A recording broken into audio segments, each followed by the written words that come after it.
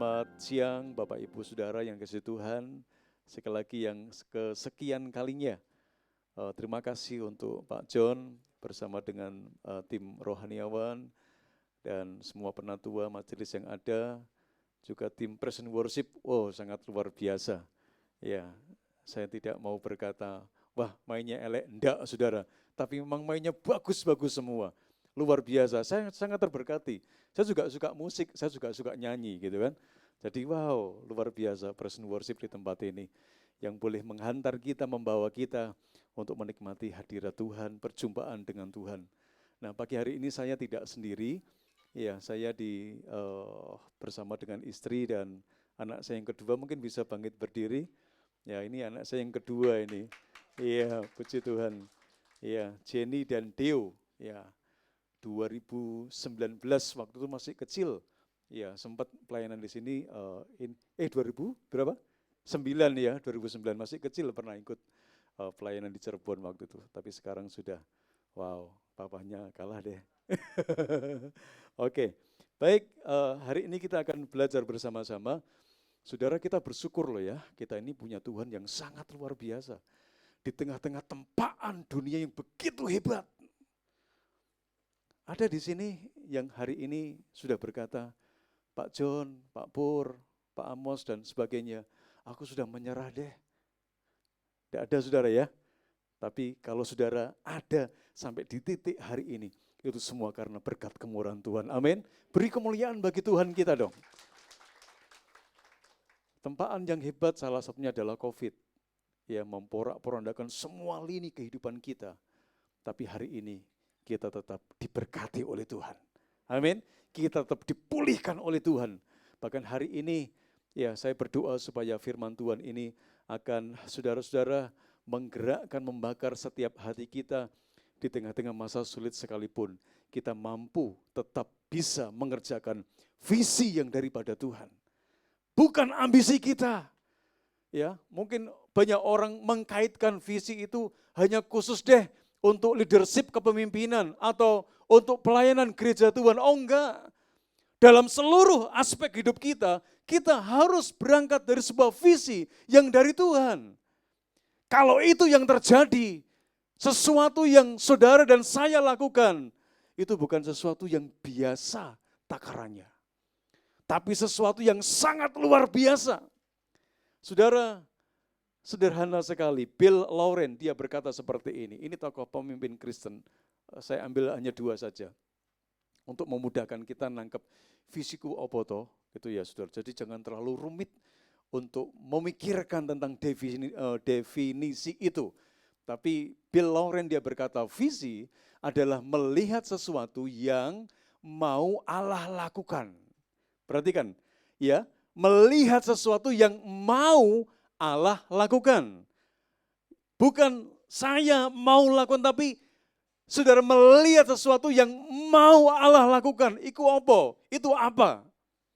Di pelayanan, di perusahaan, saudara, di dunia pekerjaan kita, dunia pendidikan kita, seluruh aspek hidup kita. Hari-hari ini saudara dan saya harus mengerti itu. Jangan kita melangkah berdasarkan karena ambisi kita. Tapi saudara berani melangkah oleh karena maunya Tuhan itu apa sih? Saudara, nah memang ini tidak mudah. Tapi percayalah, karena kita ini kan sudah disatukan oleh Tuhan. Kita ini bukan dipisahkan, tapi sudah disatukan dengan roh Tuhan, dengan roh kudus.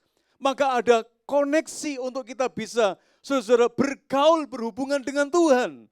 Boleh kok kita nanya sama Tuhan, kira-kira Tuhan mengendaki atau enggak dan sebagainya. Boleh saudara, bisa. Nah itu Bill Lauren dia berkata seperti itu. Melihat sesuatu yang mau Allah lakukan. Yang kedua, J. Oswald Sanders, dia berkata visi adalah gambaran yang jelas mengenai apa yang Allah mau sekumpulan orang untuk menjadi atau melakukan. Jadi ada gambaran yang jelas. Ya, ketika saudara mau melakukan sesuatu, apa yang Allah mau sekumpulan orang itu untuk menjadi atau melakukannya. Jadi saudara, contoh misalnya, ada salah satu jemaat, orang berkata, jangan buka usaha di Kalimantan, saya enggak tahu persis tempatnya di mana gitu ya. Itu kan luas banget saudara. Ya, pasti kamu enggak akan untung deh. Gitu ya. Prospeknya enggak bagus loh. Tapi si anak Tuhan ini, ya jemaat salah satunya, ketika dia share, gitu ya, dia berkata seperti ini. Karena ada firman, ya, yang akhirnya melahirkan visi dia untuk berani melangkah, mengembangkan usahanya di Kalimantan. Sementara orang berkata, kamu akan rugi loh Ci. Tapi begitu dia melangkah oleh karena ada visi yang dari Tuhan, Tuhan mau dia mengembangkan usaha di sana. Apa yang terjadi? Sementara orang berkata, kamu akan rugi loh. Tapi begitu dia berani melangkah, apa yang terjadi? Saudara, Tuhan membuat perkara yang begitu luar biasa. Sampai orang berkata, sampai geleng-geleng dia. Kok iso ya? Dia katakan, karena aku melangkah. Ya, karena Tuhan yang nyuruh. Itu bedanya. Hari-hari ini, pasca COVID, sekali lagi, semua tempaan, goncangan itu bisa dihadapi oleh semua orang. Nah, kita anak-anak Tuhan mau diajar sama Tuhan. Ayo, sebelum kita melakukan segala sesuatu dalam hidup kita, Tuhan kira-kira punya kemauan apa? Gitu saudara ya. Tuhan punya kemauan enggak untuk kita melakukan sesuatu, termasuk pelayanan. Ya, buka sebuah planting dan sebagainya. Kalau Tuhan mau ada sesuatu yang terjadi. Saudara ada gambaran yang jelas. Boleh. Ya, nanti akan kita lihat di dalam kebenaran firman Tuhan. Nah, hari ini kita akan belajar, saudara-saudara, ada dua pelayanan yang Rasul Paulus lakukan di dalam kitab Kisah Rasul pasal 16, kemudian 1 Korintus pasal 16, pasal yang sama. Tetapi kita akan lihat poin-poin yang penting, bagaimana Paulus ketika dia mulai bergerak dengan visinya Tuhan. Ya, itu seperti apa? Yuk kita lihat pagi ini, saudara-saudara. Kisah Rasul pasal 16 ayat 6 sampai yang ke-10. Konteksnya ketika Paulus menyeberang ke Makedonia, Alkitab berkata, mereka melintasi tanah Frigia dan tanah Galatia, perhatikan warna merah. Karena Roh Kudus mencegah mereka untuk memberitakan Injil di Asia. Dan setibanya di Misia mereka mencoba masuk ke daerah Bitinia, tetapi Roh Yesus tidak mengizinkan mereka. Setelah melintasi Misia, mereka sampai di Troas. Pada malam harinya tampaklah oleh Paulus suatu penglihatan. Ada seorang Makedonia berdiri di situ dan berseru kepadanya, katanya, menyeberanglah kemari dan tolonglah kami. Setelah Paulus melihat penglihatan itu, lihat, segeralah kami mencari kesempatan untuk berangkat ke Makedonia. Karena dari penglihatan itu kami menarik kesimpulan bahwa Allah telah memanggil kami untuk memberitakan Injil kepada orang-orang di sana. Saudara, dari ayat-ayat ini kita dapat poin penting untuk mengerjakan visi Tuhan. Itu ternyata diperlukan ketaatan pada tuntunan dan arahan Roh Kudus, bukan mengedepankan ambisi kita. Jelas Alkitab berkata di dalam ayat yang ke-6 dan yang ke-7, ketika Paulus bersama dengan tim pelayanannya akan melakukan sebuah penginjilan, tiba-tiba Alkitab berkata di dalam ayat yang ke-6 dan ke-7, Roh Kudus mencegah mereka. Roh Yesus tidak mengizinkan mereka untuk memberitakan Injil di Asia. Pertanyaannya, loh Pak, ini kan pelayanan bagus, pemberitaan Injil. Ada orang-orang yang diselamatkan kok, ada orang-orang yang dikuatkan kok, ada orang-orang yang disembuhkan kok. Kenapa Roh Kudus tidak mengizinkan, mencegah mereka? Kenapa Roh Yesus tidak mengizinkan mereka memberitakan Injil di Asia? Saudara-saudara, ini menjadi pertanyaan besar. Kalau kita lanjutkan ayat yang berikutnya, ternyata Tuhan tuh maunya begini, saudara. Ketika Paulus melakukan dalam perjalanan berikutnya, ketika tidak diizinkan, ini bedanya. Orang yang melakukan dengan ambisi, dan orang yang mengerjakannya oleh karena berangkat dari visi Tuhan. Kalau dia berangkat dari visi Tuhan, begitu Tuhan mencegah Roh Kudus, tidak mengizinkan, dia tidak nabrak terus, saudara. Dia tidak maju terus, ya. Tapi dia tahu diri, oh Tuhan tidak menghendaki kok. Roh Kudus tidak mengizinkan kok. Ya, Tuhan gak mau kok. Itu bukan kemauan Tuhan kok. Itu bukan kemauan Roh Kudus kok. Saudara, kita bisa melihat di sini, itu jelas sekali. Mereka taat kepada tuntunan Roh Kudus. Mereka enggak serta-merta oleh karena ini kan hal yang baik, sikat saja. Tidak. Tapi dia belajar untuk taat akan tuntunan daripada Allah Roh Kudus. Sehingga ketika tidak diizinkan sekalipun, dia tidak punya persepsi yang salah tentang Tuhan. Loh, pelayanan kok dilarang? Enggak, saudara. Tapi dia justru menyelaraskan pikirannya, menyelaraskan hatinya kepada apa sih yang Tuhan mau untuk aku kerjakan. Lihat di dalam ayat yang berikutnya, setelah melintasi Misia, mereka sampai di Troas. Pada malam harinya tampaklah oleh Paulus suatu penglihatan, garis warna merah itu, suatu penglihatan. Ada seorang Makedonia berdiri di situ dan berseru kepadanya, katanya, menyeberanglah kemari dan tolonglah kami. Saudara, berangkat dari ayat ini, dari penglihatan ini, kemudian Paulus dia mengambil kesimpulan, ini nih yang Tuhan mau, aku beritakan Injil ke Makedonia. Ini jadi pembelajaran yang penting dalam hidup saudara dan saya. Ketika saudara dan saya mulai bergerak untuk sebuah tujuan tertentu dalam seluruh aspek hidup kita, saya katakan karena kompleks. Pertanyaannya, sekali lagi, saudara nangkep enggak? Tuhan tuh mau kita itu maju bergerak untuk melakukannya atau sebaliknya, tahan dulu, belum waktunya. Atau kita mengedepankan ambisi kita, sudahlah ini kesempatan kok. Coba belajar menyelaraskan apa yang menjadi maunya Tuhan. Itu visi. Memang tidak mudah menyelaraskan, menyamakan apa yang menjadi kehendak Tuhan. Itu tidak mudah. Dibutuhkan hati yang besar. Kadang sekali lagi kalau Tuhan berkata, jangan nak, ya, dia tuntun ke tempat yang lain. Kenapa enggak? Belajar untuk suruh ngikutin saja maunya Tuhan. Oh, di tempat ini Tuhan tidak izinkan, oke enggak apa-apa. Ya, di tempat ini mungkin Tuhan tidak izinkan, tapi tiba-tiba Tuhan bawa misalnya di ruko ini. Kalau Tuhan izinkan, nanti akan ngelihat ada sesuatu yang dahsyat yang Tuhan sedang kerjakan. Tapi yang jelas yang pertama adalah saudara dan saya perlu belajar untuk taat dan tuntunan dan arahan akan Roh Kudus. Yang kedua, berpijak dari firman yang melahirkan visi. Lihat, berpijak kepada firman yang melahirkan visi. J. Oswald Sanders, dia berkata, iman adalah kepercayaan yang mutlak kepada firman Tuhan. Itu iman. Jadi percaya mutlak kepada apa yang firman Tuhan katakan. Ya, enggak bisa, dasar kita melangkah, dasar kita mengerjakan visi karena ada pesan firman. Ya, saudara, dalam rumah tangga kita, dalam usaha kita, dalam pelayanan kita, dalam studi kita, dalam mencapai masa depan kita, pijakan kita adalah firman. Loh, itu kan sudah usang, Pak. Enggak, saudara.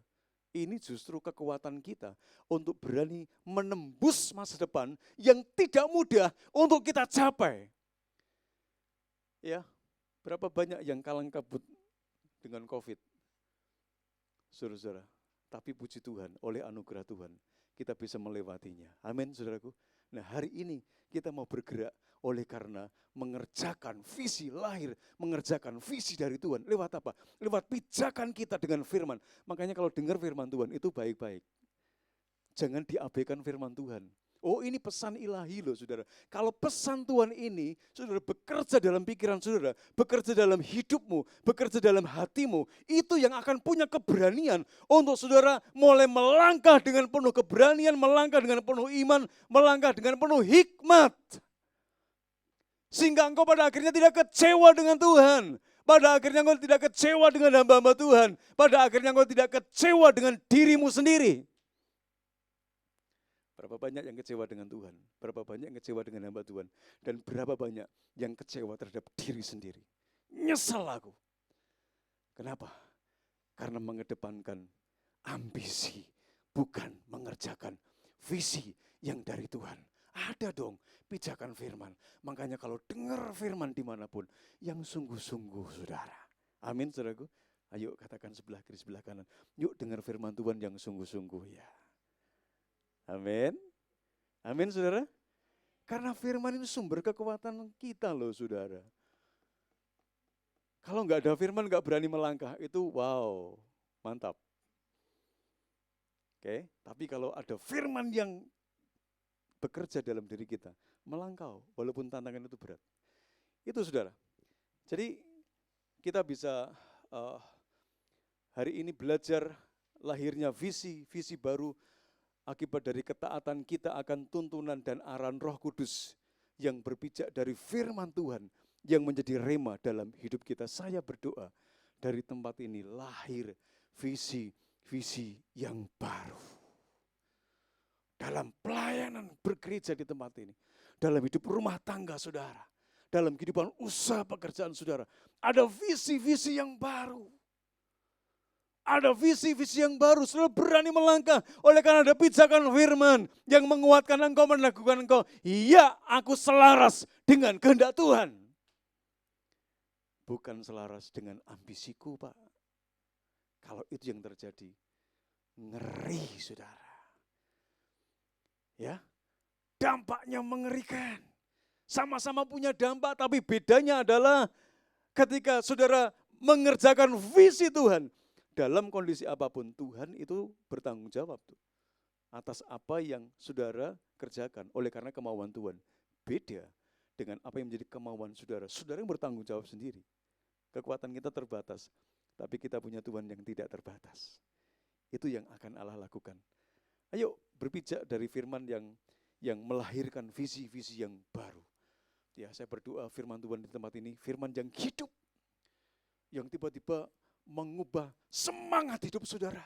Yang tadinya lemes, yang tadinya pesimis, yang tadinya tidak punya harapan, tapi tiba-tiba punya kepercayaan yang gede banget saudara. Tidak ngelihat saudara berangkat bukan ngelihat karena kondisi saudara, bukan. Tapi karena engkau melihat Tuhanmu itu Tuhan yang besar, Tuhan yang hidup, Tuhan yang ngerti apa yang sedang engkau jalani hari-hari ini. Bukannya Tuhan tidak ngerti, dia ngerti banget. Tuhan ngerti kok. Apa yang saudara kerjakan di tempat ini seperti apa, Tuhan ngerti. Nah, kita lihat, saya berdoa sekali lagi, lahir visi-visi yang baru. Saya bisa bayangkan, kalau ini misalnya sekitar 100 orang atau 75 orang, setiap pribadi punya visi ilahi dan dikerjakan, mengerjakan visi ilahi. Wah, gereja ini saudara, akan menjadi gereja yang misioner, menjadi gereja yang visioner, menjadi gereja yang jadi berkat bagi banyak orang.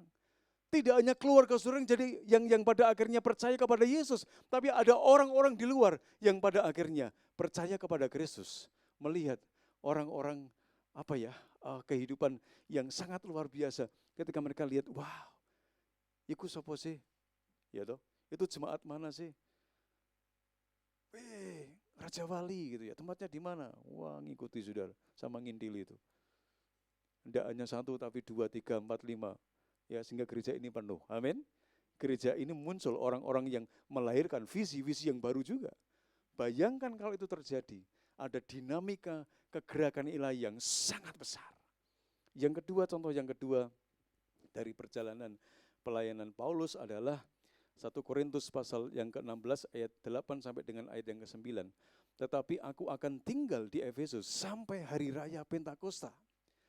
Ya, sampai hari Pentakosta. Sebab di sini banyak kesempatan. Perhatikan, yang warna merah, banyak kesempatan bagiku untuk mengerjakan pekerjaan yang besar dan penting sekalipun ada banyak penentang. Ada poin penting dari ayat ini, saudara-saudara. Ketika kita belajar dalam perjalanan kehidupan Rasul Paulus ketika dia mengerjakan visi Tuhan.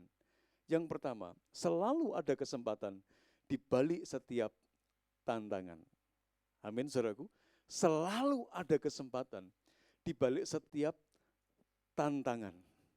Nah, tantangan yang kita hadapi ini bukan tantangan yang recehan, saudara. Tantangan yang saudara hadapi, yang saya hadapi, ini gede banget. Gede banget. Tapi lihat, setiap ada tantangan, di balik tantangan yang Tuhan izinkan terjadi, selalu ada kesempatan yang baik. Amin. Selalu ada kesempatan yang baik. Tuhan berkata, Sebab di sini ada pekerjaan yang besar dan penting. Walaupun ada banyak penentang, walaupun ada banyak tantangan. Tapi dia berkata, ada pekerjaan yang besar dan penting. Ini yang perlu kita tangkap. Oh, ketika saya dapat kebenaran ini, ternyata Tuhan taruh di tengah-tengah tantangan yang berat. Di tengah-tengah tantangan yang berat, ada kesempatan untuk apa? Melakukan visi Tuhan, melakukan pekerjaan yang besar dan penting. Katakan besar dan penting. Yuk sebelah kiri, sebelah kanan. Besar dan penting. Saudara itu punya Tuhan luar biasa loh. Tuhan tuh nitipkan pekerjaan yang besar dan penting dalam hidup saudara.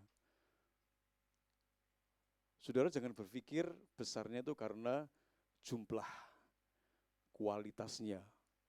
Tapi juga dipikirkan besarnya, kuantitasnya. Tidak hanya bicara masalah jumlahnya, tapi kuantitasnya ini penting. Contoh misalnya, saudara, dalam kehidupan berkeluarga yang sedang berkonflik. Tuhan taruh pekerjaan yang besar untuk rumah tangga kita masing-masing atau rumah tangga yang lain. Yang besar dan penting di situ adalah ketika dalam konteks ini Paulus melihat tantangan memang sedang terjadi. Tapi ada pintu-pintu yang terbuka yang Tuhan kasih. Dia merasa Tuhan berkata ada pekerjaan yang besar dan penting yang harus engkau kerjakan di Efesus sampai hari Pentakosta. Walaupun ada banyak penentang, tapi lihat aku berikan pekerjaan yang besar dan penting. Dia kerjakan itu. Dan hasilnya itu luar biasa. Hari ini saudara nangkep ini. Tuhan kasih di tengah-tengah tantangan yang sedang saudara alami. Tuhan kasih pekerjaan yang besar dan penting. Apa itu? Cek masing-masing. Tuhan kasih apa sih? Contoh tadi sudah kasih kesempatan. Saya waktu itu memperoleh pekerjaan yang besar dan penting bagi saya, bagi hidup saya. Ya, ketika Tuhan pakai untuk bisa, akhirnya keluarga ini bisa dipulihkan oleh Tuhan. Saya tadi sudah kasih kesaksian, tiba-tiba datang sore-sore, ya anak muda yang sudah rumah tangga, kemudian dia berkata, aku mau cerai, aku udah tidak kuat, aku disakiti, aku tersakiti. Dan tiba-tiba dari tasnya ngeluarin pistol, taruh di meja di rumah saya. Ya, ini yang akan saya lakukan, akan saya tembak dia, akan saya bunuh dia, akan saya dor dia. Saya kaget. Itu pas peristiwa si Sambo gitu ya. Dia bukan anaknya Sambo, Saudara. Bukan anak buahnya Sambo, bukan, tapi orang lain. Ya, tapi hal yang sama kan dia kerjakan. Saya pikir wow. Ya, sore-sore tiba-tiba penitel disodorin pistol, Saudara. Waduh, hati saya berdecak. Apa yang sedang terjadi? Sejauh mana rumah tangga Anda? Sudah benar-benar di ujung tanduk memang, proses perceraian sudah terjadi. Saya mulai bergumul. Piye gitu Tuhan? Ya, wis nyodor ke pistol, mau ngedor itu sipilnya itu. Saya beberapa saat mulai share dan satu pertanyaan yang saya lontarkan akhir dari semua itu. Dalam hati kecilmu, ya, kamu masih mengasihi mencintai istrimu enggak? Dia berkata, berat Pak, aku sudah kepengen pisah, aku udah sakit, aku ngelihat sendiri Pak. Sekali lagi, ada enggak kamu mengasihi, mencintai istrimu dalam kondisi kayak begitu? Dia berkata, pada akhirnya dengan berat hati, dalam hatiku aku sebenarnya masih menyayangi, mencintai. Oke, nanti kalau istrimu pulang, telepono aku mau ke sana ke rumahmu, kita ketemu deh. Ya, tapi kembalikan itu pistolmu sama bosmu. Bahaya ini, nek terjadi tidak hanya kamu, bosmu ya gitu loh. Ya toh, ingat ini peristiwa Sambo ini baru ngat-ngatnya tuh. Udah saudara, selesai dia ketemu istrinya, ya puji Tuhan dalam beberapa jam kemudian Allah bekerja. Kita yakinkan berangkat dari kebenaran firman yang pernah Tuhan kerjakan atas hidupnya. Sampai memasuki dalam masa-masa yang sulit seperti itu, pada akhirnya mereka membuka hati, mau bertobat, mau dipulihkan Tuhan, dibimbing dan sebagainya. Akhirnya ini keluarga sampai hari ini utuh kembali. Saya bilang salah satunya, kalau selama ini ketika dia kerja, yang ngantar pilnya, sekarang kamu yang ngantarin. Jangan kasih kesempatan dong. Ya, kamu yang nganterin. Oh, udah banyak perubahan, saudara. Dan puji Tuhan, keluarga ini pada akhirnya dipulihkan oleh Tuhan. Amin. Beri kemuliaan bagi Allah kita. Haleluya. Itu pekerjaan besar dan penting. Ada yang lain mungkin dalam saudara berbisnis. Saudara sedang menghadapi tantangan yang begitu hebat. Tidak bisa ini Pak, aku sudah mencoba ke kanan, ke kiri, ya ke depan, ke belakang. Aku nggak bisa Pak. Tapi lihat, saudara, Tuhan taruh pekerjaan yang besar dan penting ketika engkau sedang menghadapi kesulitan dalam usahamu. Izinkan Tuhan bekerja, taat sama tuntunan Roh Kudus, arahan Roh Kudus. Visi itu terus bekerja untuk usaha pekerjaan saudara sampai hari ini. Kau berdoa, Tuhan tolong lahirkan visi-visi yang baru dalam dunia usahaku supaya ada suasana yang cair. Kebuntuan-kebuntuan itu menjadi cair. Dan betul saudara, kalau itu yang terjadi, pasti Tuhan akan memberikan solusi yang terbaik. Supaya di tengah-tengah tantangan yang hebat, yang berat, orang berkata, habis bisnismu. Tapi ketika engkau nangkap visi Tuhan, berpijak dari kebenaran firman yang sudah mengerjakan hatimu. Oh saudara, engkau berani melangkah kembali. Engkau berani meniti lagi karirmu walaupun kecil. Tapi lihat ketika engkau mengerjakan sesuai dengan arahnya Tuhan, dengan kemauannya Tuhan. Lihat Tuhan taruh pekerjaan yang besar dan penting dalam hidup dunia usaha saudara. Dan sehingga ada terobosan-terobosan yang baru yang Tuhan kasih itu. Demikian juga dalam dunia pelayanan kita. Saudara, tantangan besar. Kita punya cabang yang akan didewasakan. Dan sudah didewasakan, barusan. Ya saudara-saudara, ini gereja ditutup, gereja didemo. Oh mereka pindah dari rumah ke rumah. Tidak boleh ibadah di bangunan gereja yang sudah ada. Ya, mereka ditekan sedemikian rupa sama garis keras, sama tetangga-tangga. Oh, enggak boleh. Padahal sudah berpuluh-puluh tahun ada di situ. Tiba-tiba terjadi peristiwa yang mengagetkan mereka. Oh, mereka harus berpindah satu ke tempat yang lain. Pernah ke gudang, ada orang yang digerakkan. Oke, pakai di gudang. Saudara lihat, dalam perjalanan ini ternyata Tuhan punya mau. Ternyata ada orang-orang dari lewat ibadah-ibadah dari keliling ini, ada yang bertobat saudara. Jadi gereja itu ketika ditutup, itu belum penuh. Ya, tapi begitu jalan mulai dari rumah ke rumah, Tuhan kirim orang-orang yang baru, benar-benar baru, petobat-petobat baru. Yang luar biasa, ketika mereka ditekan, Tuhan justru bekerja dengan luar biasa. Di rumah-rumah sekalipun enggak masalah, mereka sedang mengerjakan visi Tuhan. Mereka sedang mengerjakan apa yang menjadi kemauan Tuhan. Mereka tidak mengerjakan sesuai dengan ambisi mereka tidak. Tapi mengerjakan, soro saudara. Apalagi pada saat COVID, disisihkan semua. Apalagi hamba Tuhannya, saudara-saudara benar-benar disisihkan. Sementara yang lain ditolong, ini hamba Tuhan disia-siakan hidupnya. Tapi lihat, dalam beberapa saat, dia tidak hanya bisa melewati masa COVID, masa yang sulit, tapi proses yang berikutnya, saudara, tiba-tiba Tuhan buka. Aneh saudara, ini dulu tetangga komunitas yang ada di tempat itu di Sleman, saudara, tiba-tiba berubah dari yang nolak, tiba-tiba menerima. Ya, tiba-tiba menerima, mereka baik. Saudara tahu, bangun gereja maksudnya ketika akan diresmikan, ini sudah keluar, IMB-nya akhir tahun kemarin. Ya, akhir tahun kemarin. Udah keluar dan diresmiin. Sudah tahu, semua pekerjaan itu yang bangun adalah sebagian besar loh ya, itu orang-orang muslim saudara. Yang tadinya dia nolak, itu garis keras. Yang tadinya nolak, sekarang dia membantu, sudah bantu ngecat, bantu buat papan nama. Ya semuanya pekerjaan Tuhan dikerjakan bersama-sama dengan orang yang dulunya nentang gereja itu. Dan lihat apa yang Tuhan sedang kerjakan ketika seseorang sedang mengerjakan visi yang daripada Tuhan. Tiba-tiba bisa berbalik, berubah.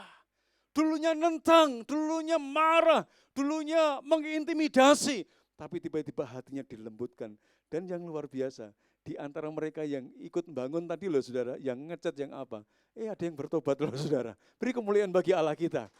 Itu bukan pekerjaan manusia, itu pekerjaan Allah.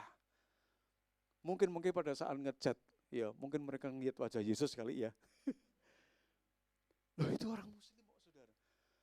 Ya, dari situ ada di antara mereka beberapa yang bangun tadi loh, itu percaya sama Yesus. Begitu gereja itu diresmikan kemarin bulan November. Ya, saudara, gereja itu beda dengan pada saat mereka ditutup. Sekarang lebih penuh dan penuh dan penuh dan penuh. Oh, punya dampak saudara, punya dampak luar biasa. Nah, ada kesempatan di balik tantangan yang hebat. Sama disia-siakan. Oh, ngurus izin itu gak gampang. Wah, ngelepol. Tapi ketika kita memberikan diri dituntun oleh Roh Kudus, percayalah, sesuatu yang tidak mungkin menjadi mungkin.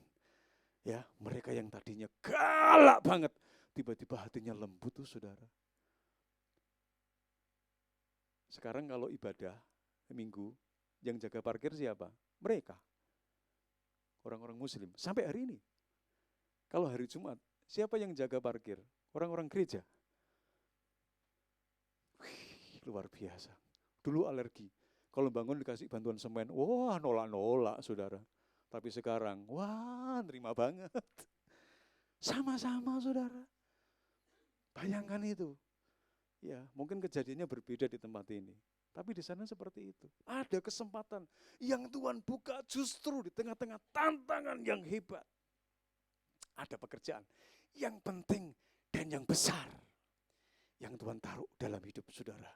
Dan saya hari-hari ini. Saudara, itu yang pertama. Kemudian yang kedua, saudara-saudara, kalau kita ngelihat di dalam Alkitab, di dalam Yohanes pasal 14 ayat 12, aku berkata kepadamu sesungguhnya barang siapa percaya kepadaku, ia akan melakukan juga pekerjaan-pekerjaan yang aku lakukan, bahkan pekerjaan-pekerjaan yang lebih besar daripada itu.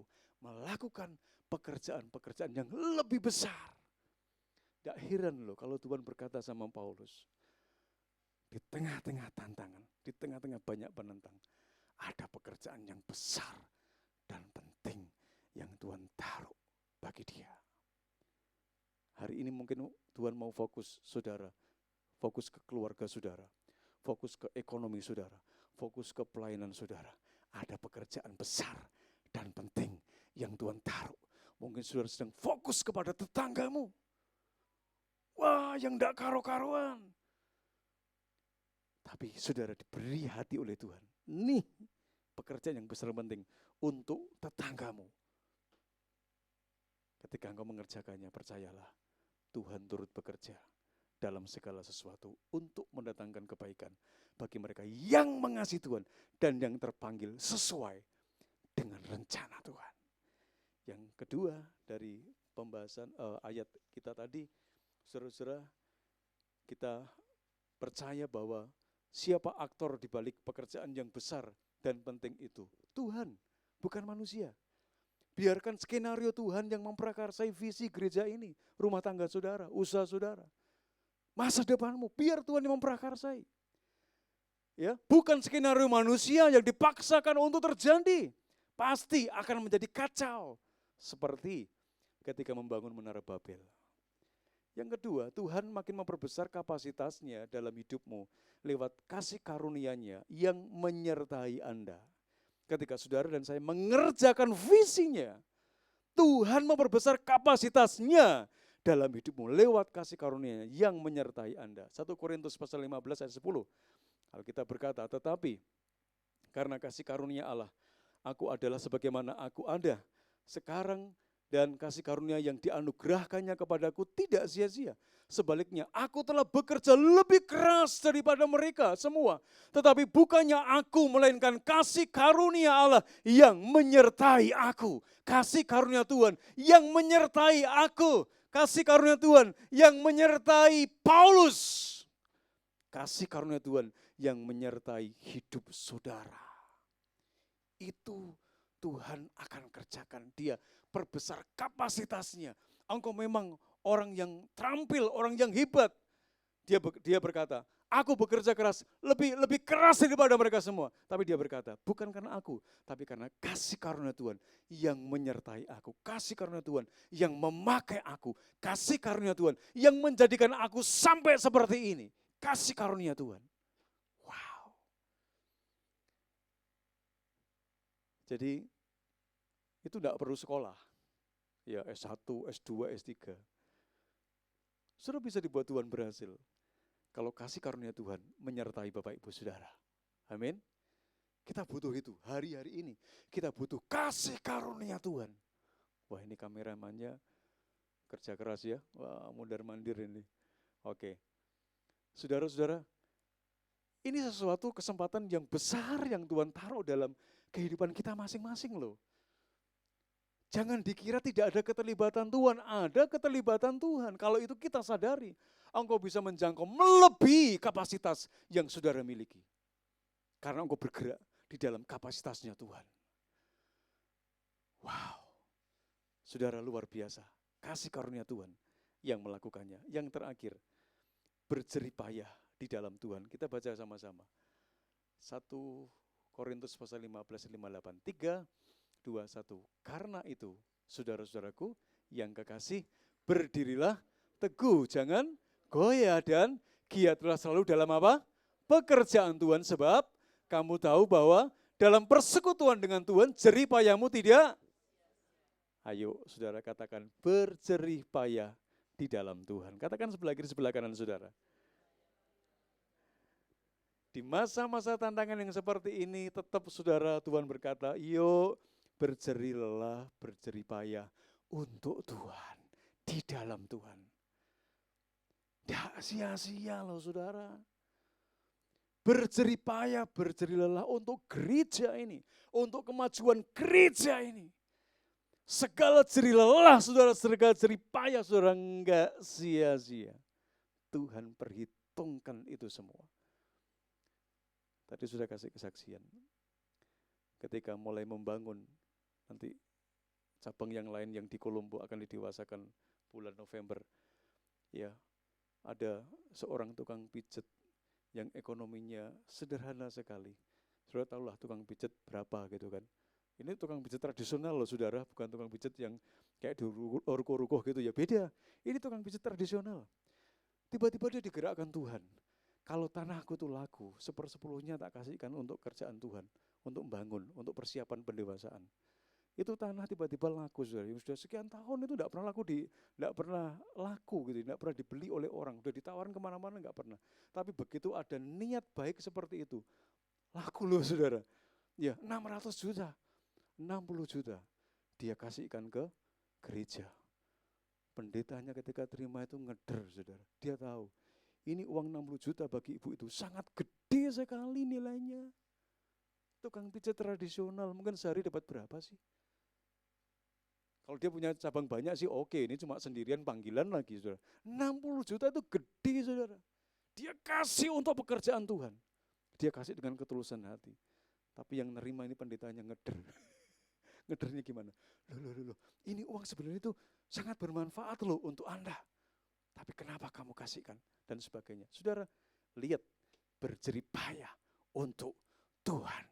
Hari ini jemaat Tuhan, Tuhan ingin semua kita yang muda, yang tua, saudara-saudara yang anak-anak, ayo kita bersama-sama berjerih lelah, berjerih payah untuk saudara-saudara pekerjaan Tuhan di tempat ini. Amin saudaraku, jerih payahmu tidak sia-sia. Katakan sekali lagi, jerih payahmu enggak sia-sia. Sambil senyum dong, jerih payahmu enggak sia-sia.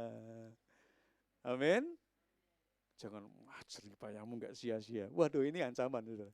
Tapi kalau dengan senyum, dengan damai sejahtera, oh kita mengerjakan pekerjaan yang besar dan berat di tempat ini pun. Dan yang penting, oh ada sukacita. Amin. Ada damai sejahtera. Enggak abot karena Tuhan bersama dengan kita. Yang berat dipikul bersama-sama jadi ringan. Amin saudaraku. Kiranya Tuhan memberkati perjuangan jemaat di tempat ini. Saya yakin bukan perjuangan yang mudah. Percayalah, ada pekerjaan besar dan penting yang Tuhan tanam di tempat ini. Tuhan Yesus memberkati saudara. Yuk sama-sama kita bangkit berdiri. Mahkota kehidupan.